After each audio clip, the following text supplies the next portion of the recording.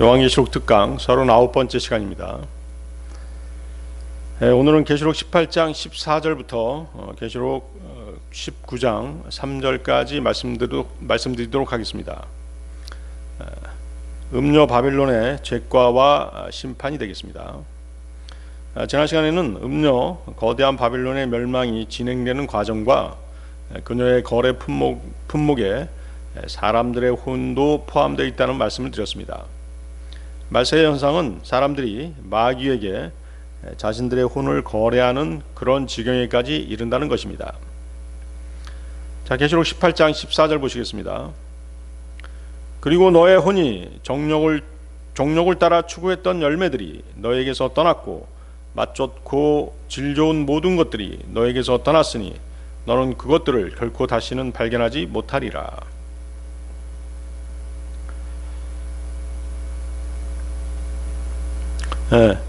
음녀 바빌론에게 하시는 말씀이죠. 사탄의 첫째 관심은 금이고 두 번째는 은이고 마지막 항목은 사람들의 혼입니다. 이 구절은 거대한 바빌론에 대한 말씀이지만 영적으로 우리 인생들에게도 충분히 적용이 되는 그런 말씀이 되겠습니다. 살아있는 동안에 구원을 받아서 자신의 혼을 주님께 의탁하는 사람이 가장 현명한 사람이고, 또 그분을 신뢰하는 가운데 그분의 은혜 가운데 사는 사람이 가장 복된 사람인 것입니다. 물질의 풍요함은 그의 멸망과 함께 그의 죽음과 함께 사라지는 것입니다. 계시록 18장 15, 18절 보십시오. 그녀에 의하여 부유하게 되었던 이런 것들의 상인들은 그녀의 심한 고통에 대한 두려움으로 인하여 멀리 떨어져 서서 울고 통곡을 하며 이같이 말하리라. 아 슬프도다, 아 슬프도다.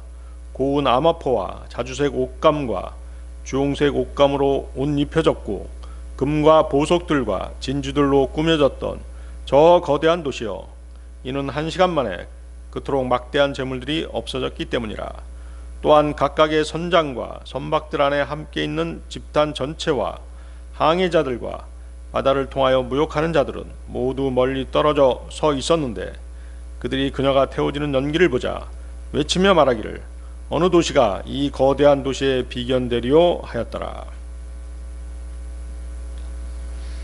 거대한 바벨론의 동맹들과 상인들이 그녀의 멸망이 그들 자신의 번영에 미칠 영향을 두려워해서 멀리서 불타는 바빌론을 바라보며 통곡하는 장면입니다. 그들은 거대한 바빌론의 멸망으로 큰 혼란에 휩싸이게 될 것입니다.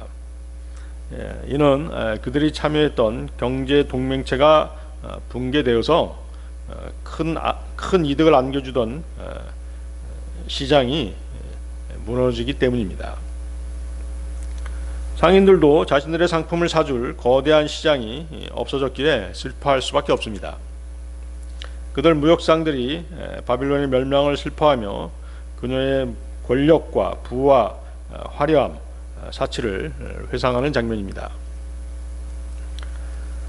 무역상들과 배 선장들은 불타는 바빌론의 멸망을 목격하면서 충격과 절망에 빠졌고, 세상에서 바벨론의 유용이 얼마나 대단했는지에 대해서 안타까워하는 것입니다. 물론 그 안타까움은 자신들에게 엄청난 부를 안겨주었던 거대 시장의 몰락에 대한 것입니다. 따라서 이 구절들은 바벨론의 극적인 몰락과 아울러 그 번영으로부터 혜택을 받은 사람들의 슬픔을 보여주고 있습니다.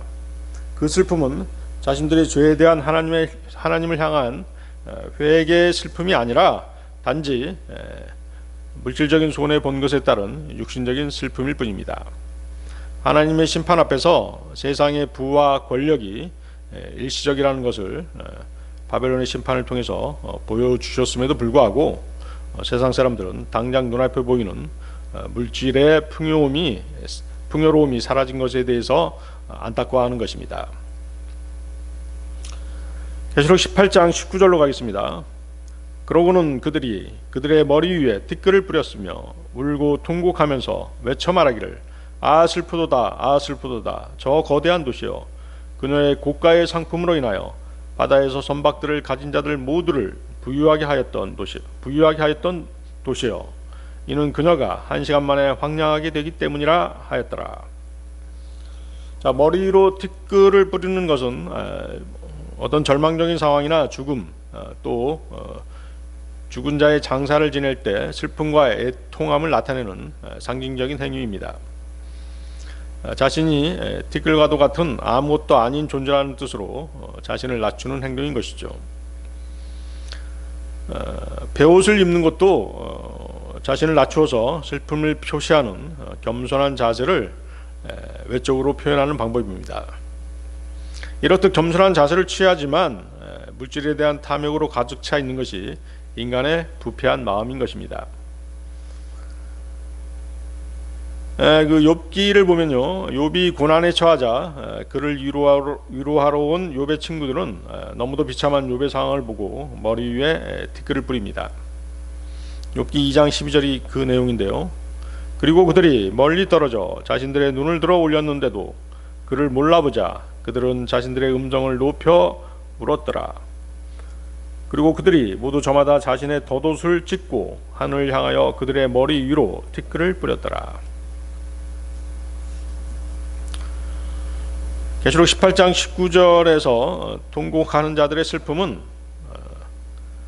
또 머리 위로 티끌을 뿌리는 그들의 슬픔은 자신들의 이권과 부가 하루아침에 날아갔기 때문에 그런 행동을 보이는 것이지 진정한 그런 슬픔은 아니라는 것이죠. 진정한 슬픔은 무엇일까요? 바로 주님을 향한 회개의 슬픔인 것입니다. 계시록 18장 20절로 가겠습니다.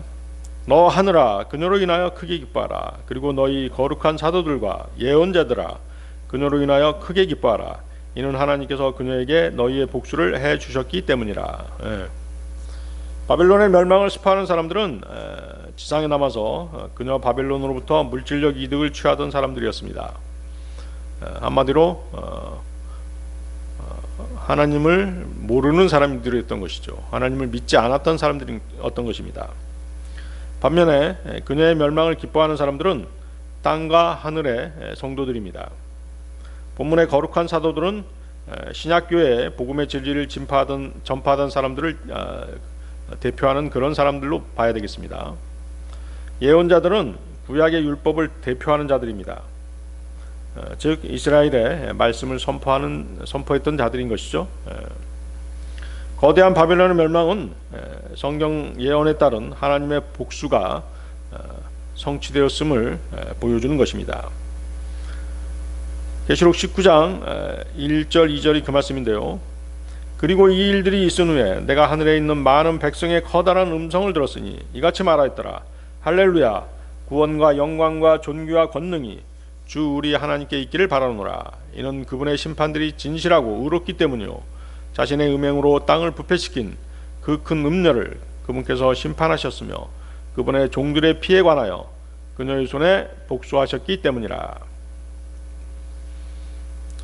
자, 계시록 19장 2절에 그녀가 심판받는 두 가지 제목이 나오고 있죠. 하나는 음행이고 다른 하나는 그분의 종들의 피, 즉 성도들의 피를 흘린 것입니다. 음행은 직접적인 육체적인 음행과 영적인 음행인 우상 숭배를 모두 포함하는 것으로 볼 수 있습니다. 실제로 대환란 때 적그리스도의 그 숭배 의식, 미사 의식에는 식인과 행음이 행해질 것이기 때문입니다. 음행으로 땅을 부패시킨다는 표현이 나오는데요. 그 뜻은 음녀 바벨론의 행위가 이 땅에 사는 많은 사람들에게 해악을 끼치고 도덕적 타락을 불러일으켰으며 여러 형태의 범죄에 연루되었기 때문입니다. 무엇보다도 사람들의 마음이 하나님으로부터 멀어지도록 한 것이 그녀 음녀 그 큰 거대한 바빌론의 가장 큰 죄가 될 것입니다. 자, 계시록 18장 21절 22절로 가겠습니다. 계시록 18장 21절 22절. 그리고 힘센 천사가 거대한 연자 맷돌 한 짝 같은 돌을 들어 올렸고 그것을 바닷속으로 던지며 말하기를 저 거대한 도시 바빌론이 이처럼 거칠게 아래로 내던져질 것이요 결코 다시는 발견되지 않을 것이라. 그리고 하프 연주자들과 음악가들의 음과 피리 연주자들과 나팔 연주자들의 음이 내 가운데서 결코 다시는 들리지 않으리라. 그리고 어떤 기교를 가진 자든지 숭늉공이 더 이상 내 가운데서 발견되지 않으리라.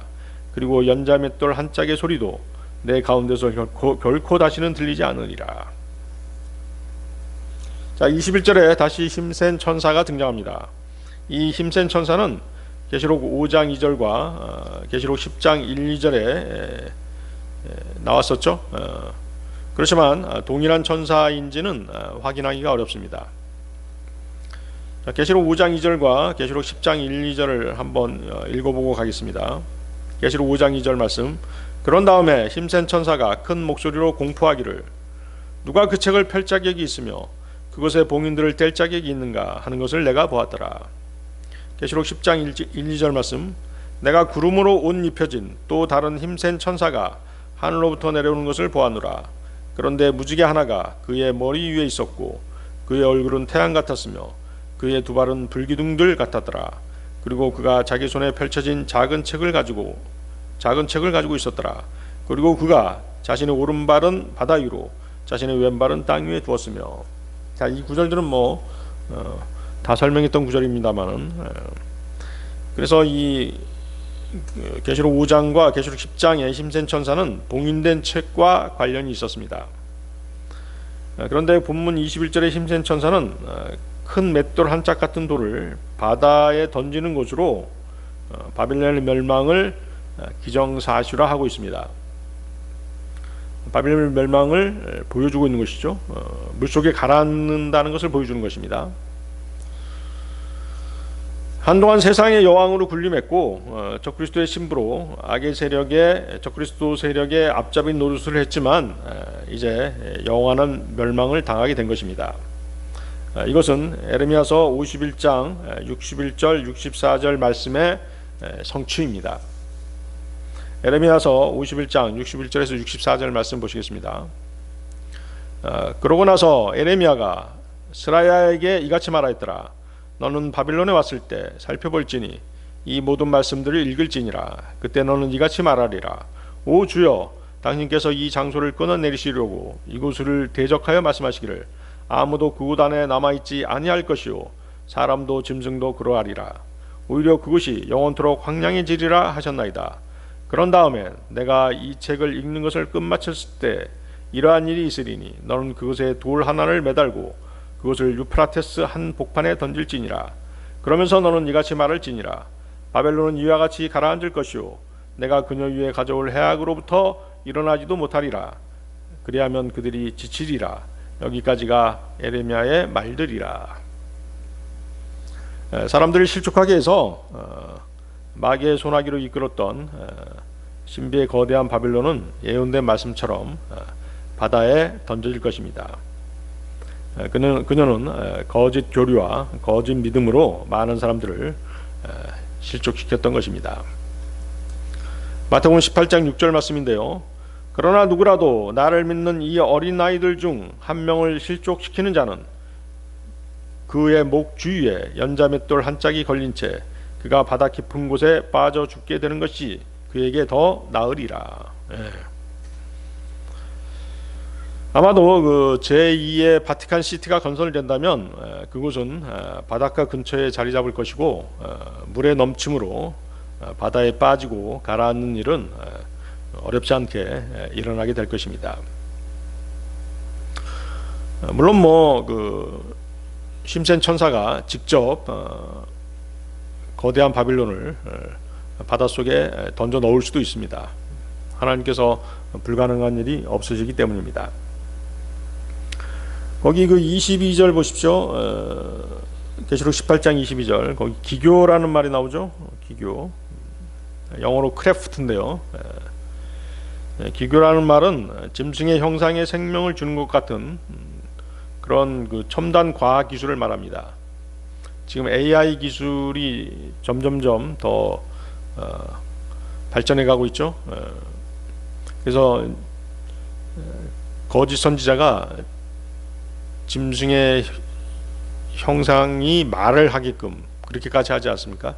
그래서 이 기교라고 하는 단어는 짐승의 형상에 생명을 주는 것과 같은 그런 첨단 과학 기술을 얘기하기도 하고요. 또 그 다니엘서 8장 25절을 보면 적그리스도가 사용하는 술수를 또 크래프트라고 이렇게 그렇게 얘기하기도 합니다. 즉 뭐냐면 그 술수를 써서 세상을 지배하고 자신을 높이는 그런 정책들이 바로 크래프트가 되겠습니다. 다니엘서 8장 25절 한번 보시겠습니다. 그리고 그는 자신의 정책을 통해서도 술수를 자기 손안에서 형통하게 할 것이며 그는 자기 마음속으로 스스로를 드높일 것이니 평화를 써서 많은 이들을 멸하리라. 그는 또한 통치자들 중에 통치자를 대적하여 일어서리라. 그러나 손을 대지 아니하고도 그가 부서지리라. 그렇죠? 술수를 써서 이제 자신을 형통하게 하는 것입니다. 그리고 통치자들 중에 통치자 주 예수 그리스도를 대적해서 일어날 것입니다. 또 그 평화로 세상을 정복할 것입니다. 계속해서 보시겠습니다. 거기 하프 연주자들과 음악가들의 음과 피리 연주자들과 나팔 연주자들의 음이 내 가운데서 결코 다시는 들리지 않으리라. 적그리스도의 등장은 장엄한 음악으로 자신을 높이는 것으로 시작합니다. 고대 바빌론의 네부카드네자르 왕도 요란한 악기 소리와 함께 자신을 경배하도록 그렇게 강요를 했었죠. 다니엘서 3장 5절 7절이 그 내용인데요. 너희가 어느 때나 뿔나팔과 플루트와 하프와 색버트와 솔터리와 덜시모와 온갖 종류들의 음악 소리를 듣는다면 너희는 엎드려서 네부카드네자르 왕이 세운 금 형상을 경배하라. 그리고 누구나 엎드려서 경배하지 아니하는 자는 바로 그 시각에 극렬히 불타는 용광로 한가운데로 던져지리라. 그러므로 모든 백성들이 뿔나팔과 플루트와 하프와 색버트와 솔터리와 온갖 종류들의 음악 소리를 들을 때 모든 백성들과 민족들과 언어들이 엎드려서 네부카드네자르 왕이 세운 금 형상을 경배하였더라. 음녀 바벨론은 적그리스도가 등장할 때마다 장엄한 그런 오케스트라를 구성해서 사탄을 찬양할 것이고 또 음악을 통해서 그곳에 모인 군중들을 즐겁게 할 것입니다. 그런데 사탄은 창조되던 날부터 음악과 깊은 관계를 맺고 있는 그런 존재였습니다. 성경은 그가 창조되던 날에 그 안에 각종 악기들이 예비되어 있었다라고 말씀하십니다. 에스겔서 28장 13절 말씀인데요. 너는 하나님의 동산 에덴 안에 있었도다. 각각의 모든 보석이 너를 덮는 것이었으니 곧 홍보석과 황옥과 다이아몬드와 녹주석과 호마노와 벽옥과 사파이어와 에메랄드와 석류석과 금이라. 내가 창조되던 날에 너의 작은 북들과 너의 관악기들의 작품이 너희 안에서 예비되었도다. 그래서 그 사탄은 자기 안에 그 악기들로 그의 음악적인 재능을 사용해서 하나님을 찬양했어야 되는데도 불구하고 오히려 자신이 찬양을 받고 또 영광을 받고 경배를 받으려고 하다가 타락해버리고 말았던 것입니다. 자, 계시록 18장 23절로 가겠습니다. 계시록 18장 23절. 그리고 등 하나의 빛도 내 가운데서 결코 다시는 비치지 않으리라. 그리고 신랑의 목소리와 신부의 목소리가 내 가운데서 결코 다시는 들리지 않으리라. 이는 너희의 상인들이 땅의 위대한 사람들이었기 때문이요 너희의 마법들에 의하여 모든 민족들이 속았기 때문이라. 자, 23절. 등 하나의 빛도 내 가운데서 결코 다시는 비치지 않으리라. 자, 우상들을 밝히는 불빛들이 되겠죠. 또 거대한 바빌론을 화려하게 만든 네온 사인들이 될 것입니다. 그런 빛들로 사람들을 현혹했을 것입니다. 사람들은 노아가 방주에 들어가던 날같이 혹은 롯이 소돔을 나가던 날같이 그때까지 먹고 마시고 장가가고 시집가는 일들로 안락함과 쾌락을 추구했지만 결국에는 일순간에 모든 것이 무너지고 불에 타고 물에 잠기게 될 것입니다. 누가복음 17장 27절에서 30절 말씀인데요. 노아가 방주안으로 들어가고 홍수가 들이쳐서 그들 모두가 멸망한 그날까지도 그들은 먹었고 그들은 마셨으며 그들은 아내들에게 장가들었고 그들은 시집갔도다. 마찬가지로 노새 날들에도 있었던 것과 같이 그들은 먹었고 그들은 마셨으며 그들은 사들였고 그들은 팔았으며 그들은 심었고 그들은 건축하였도다. 그러나 롯이 소돔에서 나간 바로 그 날에 하늘에서 불과 이왕이 비오듯 내렸고 그들 모두를 멸하였느니라. 인자가 드러나는 그날에도 그와 같으리라. 자, 거기 그 23절에 보면요, 그 마법이라고 하는 단어가 나오죠. 마법들은 약품하고도 관계가 있습니다. 거대한 바빌론은 그 술 종류, 알코올만 판매하는 것이 아니라 마약 같은 것도 취급하게 될 것입니다. 말세에 두드러진 현상 중 하나가 마약의 대중화입니다. 대환란 때는 마약을 감기약처럼 쉽게 구하고 취급하게 될 것입니다. 거대한 바빌론은 분명 그런 이권에 개입하게 될 것입니다. 너의 마법들에 의하여 모든 민족들이 속았기 때문이라. 자, 아울러 사람들을 미혹하고 이 세상의 쾌락을 추구하는 것을 하나님께서는 마법이라고 또 부르십니다. 종교 창녀인 바빌론은 마녀의 역할을 자처했던 것입니다. 그런데 출애굽기 22장 18절은 마녀를 살려두지 말라는 그런 말씀이 있죠. 출애굽기 22장 18절 너는 마녀를 살려두지 말지니라. 거대한 바빌론 종교 창녀는 마녀였던 것입니다. 마녀와 같은 그런 행위들을 했던 것입니다. 계시록 18장 24절로 가겠습니다. 그리고 그녀 안에서 예언자들의 피와 성도들의 피와 땅 위에서 살해당한 모든 이들의 피가 발견되었도다. 자, 그녀 안에서 그녀가 살인자라고 하는 증거가 발견되었다는 뜻입니다. 자, 역사적으로도 중세 암흑 시대에 로마 교회는 수많은 성도들을 죽였고 무고한 사람들의 피를 흘렸습니다. 그리고 세상은 그들의 행위를 묵인해 왔던 것입니다. 로마 교회 또한 그런 살인 행위에 대해서 지금까지 한마디 사과도 없이 평안히 부귀영화를 누리며 살아왔었습니다. 이 세상의 재물과 권력과 영광을 추구하고 거짓 교류와 우상 숭배로 사람들을 미혹하면서 잘 살아왔던 것이죠. 바벨론의 마법에 모든 사람들이 속았고 성도들은 죽임을 당했습니다. 그러나 하늘의 심판주께서는 이 모든 것을 낱낱이 기억하고 계십니다. 공의의 하나님께서는 반드시 이 음녀를 심판하실 것입니다. 이 음녀 바벨론은 그 피 흘린 대가를 비로소 대환란 때 한꺼번에 치르게 되는 것입니다. 자, 계시록 19장 1절로 가겠습니다. 계시록 19장 1절. 그리고 이 일들이 있은 후에 내가 하늘에 있는 많은 백성의 커다란 음성을 들었으니 이같이 말하였더라. 할렐루야, 구원과 영광과 존귀와 권능이 주 우리 하나님께 있기를 바라노라. 자, 계시록 19장은 환란의 마지막 장입니다. 이 뒷부분에 19장 뒷부분에는 인류 최후의 전쟁이라고 할 수 있는 아마겟돈 전쟁이 묘사되어 있습니다. 재림하시는 주님과 주님의 군사들인 성도들에 맞서서 적그리스도의 군대가 하늘을 향해 총포등을 쏘며 대항할 것이지만 그 결과는 불을 보듯 뻔한 것입니다. 아마겟돈 전쟁에 앞서서 이 땅의 종교 창녀인 신비한 거대 바빌론의 멸망에 환호하는 하늘에 있는 많은 주님의 백성들의 커다란 음성이 들린다라고 성경은 기록하고 있습니다. 하늘에 있는 주님의 백성들은 세 부류로 나눌 수 있겠죠. 첫 번째 부류는 부활한 구약 성도들이 있습니다. 마태복음 27장 51절 53절인데요. 그런데 보라, 성전 휘장막이 위에서 아래까지 둘로 찢어졌더라. 또한 땅이 진동하였으며 바위들이 갈라졌더라.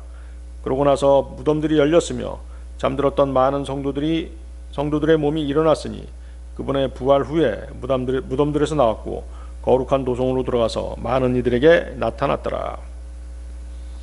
자, 이들은 이제 그 구약 성도들인데요. 주님께서 부활 승천하실 때 주님에 이끌려서 주님과 함께 셋째 하늘로 올라갔던 것입니다. 물론 전부 다 올라갔던 건 아닙니다. 올라가지 못했던 구약 성도들은 잠들었다가 주님의 재림 때 그때 부활하게 될 것입니다. 에베소 4장 8절 말씀인데요. 이런 연유로 그분께서 이같이 말씀하시느니라. 그분께서 높은 곳으로 올라가셨을 때 그분께서 포로들을 사로잡아 인도하셨으며 사람들에게는 선물들을 주셨도다.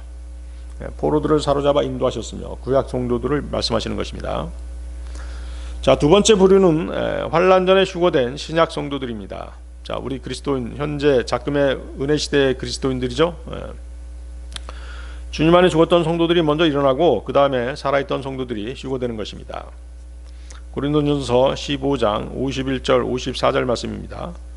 보라, 내가 너희에게 한 신비를 제시하노라. 우리가 모두 잠잘 것은 아니요 오히려 우리가 모두 변화되리니 순간적으로 눈 깜짝할 때 마지막 나팔 소리에 그러하리라. 이는 그 나팔이 소리를 낼 것이요 죽은 자들이 썩을 수 없는 몸으로 일으켜질 것이며 우리가 변화될 것이기 때문이라. 이는 이 썩을 수 있는 몸이 반드시 썩지 아니함을 입을 것이요 이 죽을 수밖에 없는 몸이 반드시 불멸을 입을 것이기 때문이라. 그렇게 하여 이 썩을 수 있는 몸이 썩지 아니함을 입고 이 죽을 수밖에 없는 몸이 불멸을 입게 된다면 그때는 이와 같이 기록되어 말하기를 사망은 승리 속에 완전히 삼켜지리라 한 것이 실현되리라. 자, 우리 그리스도인들은 휴거될 때 주님과 같은 불멸의 몸을 입게 되는 것입니다. 빌립보서 3장 21절 말씀이 바로 그 말씀인데요. 그분께서 우리의 천한 몸을 변화시키시어 그것이 그분의 영광스러운 몸같이 변모되게 하시리니. 그렇죠? 자, 세 번째 부류는 대환란에서 들림받은 환란 성도들이 있습니다. 계시록 7장 9, 10절 말씀인데요. 이 일 뒤에 내가 보았더니 보라, 모든 민족들과 종족들과 백성들과 어족들에 속하는 아무도 셀 수 없는 수많은 무리가 그 보좌 앞에 그리고 어린 양 앞에 섰는데 흰 예복들로 옷 입혀졌고 그들의 손에 종려나무 가지들이 있었으며 큰 목소리로 외치며 말씀드리기를 그 보좌에 앉으신 우리 하나님께 그리고 어린 양께 구원이 있도다 하였더라. 자, 이들에 대한 설명이 같은 장 14절에도 나옵니다. 계시록 7장 14절. 그런즉 내가 그에게 말하기를 선생님 당신께서 아시나이다 하였더라. 그러자 그가 나에게 이같이 말하였더라. 이들은 대환란에서 나온 자들이요 그들의 예복들을 어린 양의 피로 씻어 그것들을 희게 하였도다. 자, 어린 양의 예복을 자신들이 씻었죠. 또 이런 대환란 성도들 가운데는 이제 그 환란 때 왕국 복음을 전하던 유대인 14만 4천 명도 포함되어 있습니다. 계시록 14장 1절이 바로 그 말씀이죠. 그리고 내가 바라보았더니 보라, 한 어린 양께서 시온산 위에 서 계셨으니 그분의 아버지의 이름이 자신들의 이마 안에 기록된 14만 4천 명이 그분과 함께 서 있었더라. 14만 4천 명이 환란 중간에 휴거되어서 주님과 함께 있는 그런 장면입니다. 자, 다시 이제 돌아가 보겠습니다. 계시록 19장 1절 할렐루야라고 하는 단어가 나오죠. 히브리어로 할렐루야입니다. 자, 무슨 뜻입니까? 너희는 여호와를 찬양하라 하는 뜻이죠. 그래서 이 할렐루야라고 하는 히브리어가 울려 퍼졌다는 얘기는 천상의 언어가 히브리어라는 것을 우리는 알 수 있는 것입니다. 그거에 대한 증거가 이제 사도행전 26장 14절인데요. 사도행전 26장 14절. 그리하여 우리가 모두 땅에 쓰러졌을 때 제가 저에게 말씀하시는 한 음성을 들었는데 히브리어로 말씀하시기를 사울아 사울아 어찌하여 너는 나를 박해하느냐 가시들의 발길질하는 것은 너에게 모진 일이라 하셨나이다. 다마스쿠스로 그리스도인들을 잡으러 가는 바울에게 나타나신 주님은 히브리어로 말씀하셨죠. 거기 히브리어로 말씀하시기를 이렇게 되어 있잖아요. 사울아 사울아 어찌하여 너는 나를 박해하느냐 이렇게 말씀하신 것이죠. 따라서 주님이 재림하시면 이 세상의 공용 언어는 히브리어가 될 것입니다. 자, 계시록 19장 2절로 가겠습니다. 계시록 19장 2절. 이는 그분의 심판들이 진실하고 의롭기 때문이요 자신의 음행으로 땅을 부패시킨 그 큰 음녀를 그분께서 심판하셨으며 그분의 종들의 피에 관하여 그녀의 손에 복수하셨기 때문이라. 거룩하신 하나님께서는 죄를 미워하시고 죄인들을 미워하십니다. 그러나 그들이 자신들의 길에서 돌아서도록 오래 참으시는 것입니다. 그러나 그 참으심도 주님의 재림 때까지입니다. 특히 음녀 거대한 바벨론의 악행은 하늘에까지 알려져 모든 성도들이 그녀의 심판과 멸망을 기뻐하는 것입니다. 신명기 32장 35절 말씀입니다. 복수와 대갚음은 나에게 속하노라. 그들의 발은 합당한 때에 미끄러지리라. 이는 그들의 재난의 날이 가깝고 그들 위에 임할 것들이 서두르기 때문이라. 신명기 32장 41절 43절입니다. 만일 내가 나의 번쩍이는 칼을 갈고 나의 손이 심판을 붙든다면 나는 나의 원수들에게 복수를 돌려주겠으며 나를 증오하는 자들에게 보응하겠노라. 나는 나의 화살들로 하여금 피에 취하게 하겠고 나의 칼이 육체를 집어삼키리니 그 원수 위에 임하는 보복들의 시작부터 살해된 자들의 피와 포로 잡힌 자들의 피로 그리하리라. 오 너희 민족들아 그분의 백성과 함께 기뻐하라. 크게 기뻐하라. 이는 그분의 종들의 피를 그분께서 복수하실 것이요 그분의 대적들에게 복수를 돌려주실 것이요 그분의 지역에 또 그분의 백성에게 자비로우실 것이기 때문이라. 자, 계시록 19장 3절 보시겠습니다. 계시록 19장 3절. 그리고 다시금 그들이 말하기를 할렐루야 하였더라. 그리고 그녀의 연기가 영원 무궁토록 위로 올라갔더라. 예. 음녀 거대한 바빌론이 영원 무궁토록 불태워진다는 그런 말씀입니다. 그녀의 연기가 영원 무궁토록 위로 올라갔더라. 하나님의 심판의 결과는 영원한 형벌입니다. 그동안 그분의 오래 참으심을 멸시하던 자들은 영원한 불호수에 던져지게 되는 것입니다. 사탄과 적그리스도, 거짓 선지자를 비롯해서 구원받지 못한 자들, 또 666표를 받고 적그리스도에게 동조하진 자들과 그들의 세력들, 신비의 거대한 바빌론과 그녀에게 속한 자들 모두가 영원한 불심판을 받게 되는 것입니다. 자, 마지막으로 오늘 계시록 14장 9절 11절 읽고 마치도록 하겠습니다. 계시록 14장 9절에서 11절 말씀입니다. 이어서 셋째 천사가 그들을 뒤따르며 큰 목소리로 이같이 말하였더라. 누구든 그 짐승과 그의 형상에게 경배하고 그의 표를 자기 이마 안이나 자기 손안에 받는다면 바로 그 자는 혼합물 없이 그분의 격분의 잔 속에 부어진 하나님의 진노의 포도주를 마시리라. 그리하면 그는 거룩한 천사들 앞과 어린 양 앞에서 불과 유황으로 심히 고통을 당하리라. 그리고 그들의 심한 고통의 연기가 영원 무궁토록 올라가느니라. 그런즉 그 짐승과 그의 형상에게 경배하는 자들은 낮에도 밤에도 전혀 안식이 없으니 누구든지 그의 이름의 표를 받는 자도 그러하니라. 대환란 때 666표를 받는 자들은 영원한 지옥불이 기다리고 있는 것입니다. 오늘 여기까지 하겠습니다.